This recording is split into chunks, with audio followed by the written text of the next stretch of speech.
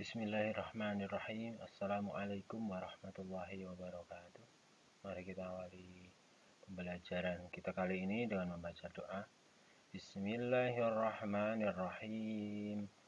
Raditu billahi rabba wa bil islami dina wa bi muhammadin nabiyyan wa rasula. Rabbi zidni ilma warzuqni fahma. Baik para siswa sekalian, dalam kesempatan ini kita akan membahas sejarah. Membiasakan perilaku terpuji, meneladani Nabi Isa alaihi salam. Nabi Isa alaihi salam adalah putra Bunda Maryam binti Imran, dilahirkan di Palestina, yang saat itu dikuasai oleh Raja Herodes. Suasana sosial terjadilah pembangkangan dan jauh dari ajaran agama. Saat itu kondisi bangsa Romawi menguasai dunia. Mereka tidak memeluk agama Samawi. Nama Maryam berasal dari bahasa Ibrani dan orang Arab memahami Maryam adalah karakter perempuan yang baik. Adalah wanita yang amat cemerlang namanya. Dalam Quran surat Ali Imran ayat 42, Allah Subhanahu wa taala mengisahkan kesucian dan kemuliaan Maryam atas seluruh wanita di dunia. Yang artinya, dan ingatlah ketika malaikat Jibril berkata, "Wahai Maryam, sesungguhnya Allah telah memilih kamu, mensucikan kamu, dan melebihkan kamu atas segala wanita di dunia yang semasa dengan kamu." Imran adalah ayah Bunda Maryam, dan Bunda Maryam adalah Bunda Nabi Isa alaihi salam. Nama lengkapnya adalah Imran bin Saham bin Daud alaihi salam. Bunda Maryam adalah Hanan binti Yakub, seorang hamba yang patuh dan bernazar kepada Allah jika suatu hari memiliki putra, akan menjadikan putranya sebagai pengabdi di Baitul Maqdis. Berikutnya, Nabi Isa alaihissalam itu gelarnya adalah Al-Masih. Dinamakan Al-Masih karena mengembara ke berbagai negeri dan karena dia menyentuh mengobati seseorang yang mempunyai penyakit dan orang itu sembuh. Dan dalam Al-Quran, apakah Nabi Isa itu mengaku sebagai Tuhan? Nabi Isa alaihissalam menjawab, ia tidak mengaku dan menyuruh umatnya untuk menyembahnya, melainkan menyuruh hanya untuk menyembah kepada Allah Subhanahu wa ta'ala. Menurut mufassir Bapak Prof.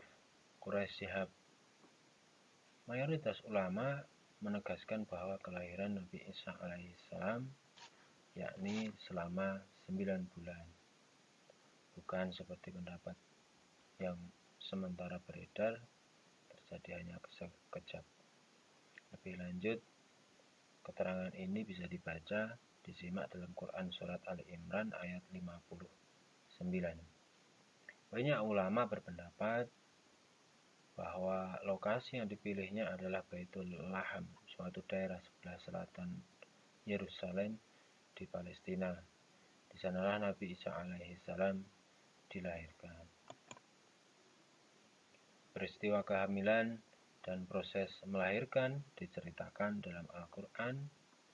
Apapun yang dialami oleh Ibunda Maryam adalah merupakan karunia dari Allah Subhanahu wa ta'ala yang merasakan kehamilan sampai dengan proses melahirkan.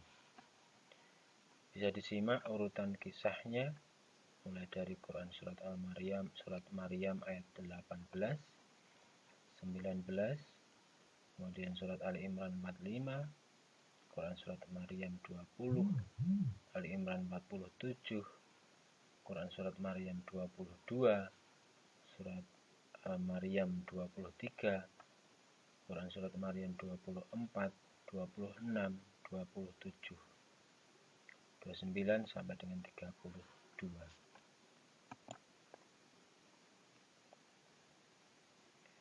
Sejak usia 6 tahun, Nabi Isa alaihissalam sudah memasuki perguruan Taurat.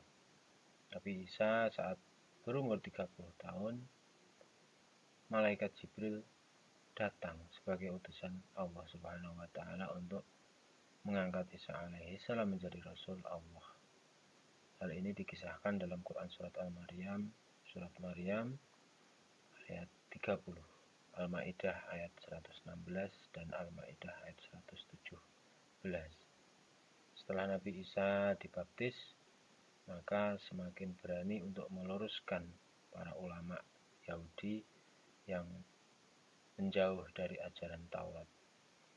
Dalam berdakwah, Nabi Isa terkenal sebagai seorang yang hamba, seorang yang berpindah-pindah untuk membawa kabar gembira akan keselamatan. Benturan ajaran Nabi Isa alaihissalam dengan bangsa Israel. Yang pertama ditolak oleh Nabi Isa adalah pemberontakan melawan Roma. Beliau pernah menyampaikan sabdanya yang terkenal, berikanlah kepada Kaisar dan berikan kepada Allah apa yang menjadi hak Allah. Artinya bangsa Israel harus bersabar karena keselamatan belum saatnya datang. Yang kedua, Nabi Isa alaihissalam berkata, kerajaan Allah akan dicabut dari kalian dan akan diberikan kepada bangsa lain. Artinya Allah telah menetapkan bahwa bangsa Israel tidak ada setelah kejadian ini. Pengikut Nabi Isa disebut Hawariyun. Dan di dalam Al-Quran, kata Hawariyun secara khusus dimaksudkan hanya untuk pengikut setia Nabi Isa alaihissalam. Karena kebiasaan mereka yang selalu menggunakan pakaian putih sebagai lawan dari kebiasaan saat itu masyarakat yang suka memakai pakaian berwarna hitam. Para siswa sekalian, mukjizat yang dimiliki oleh Nabi Isa alaihissalam dapat berbicara dengan manusia saat beliau masih dalam buayan. Bisa dibaca dalam Quran Surat Maryam ayat 30 sampai dengan 31. Berikutnya, menciptakan sesuatu dari tanah, menyembuhkan orang sakit, menyembuhkan buta, menghidupkan orang yang meninggal, dapat memberitahu manusia tentang apa yang mereka makan dan simpan di rumahnya, dan mengukuhkan dengan sebutan Roh Kudus atau Roh Suci. Mengenai mukjizat Nabi Isa dikisahkan dalam Quran Surat Ali Imran ayat 49. Seorang ulama, Syekh Rashid Ridho, berpendapat mengenai siapa yang disalib. Beliau berpendapat bahwa Al-Quran dengan tegas dan menentang Nabi Isa itu dibunuh di tiang salib. Maka pertanyaan berikutnya adalah, siapa sebenarnya yang disalib menggantikan Al-Masih? Menurutnya adalah Yudas Iskariot, seorang yang disalib.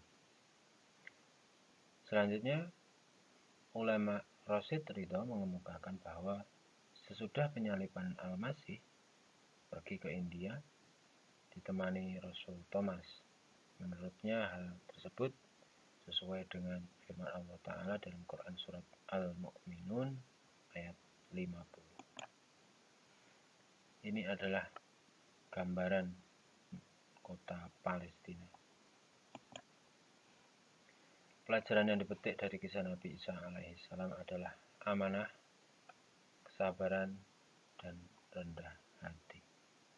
Kita akhiri pembelajaran kali ini dengan membaca Alhamdulillahi Rabbil Alamin. Assalamualaikum warahmatullahi wabarakatuh.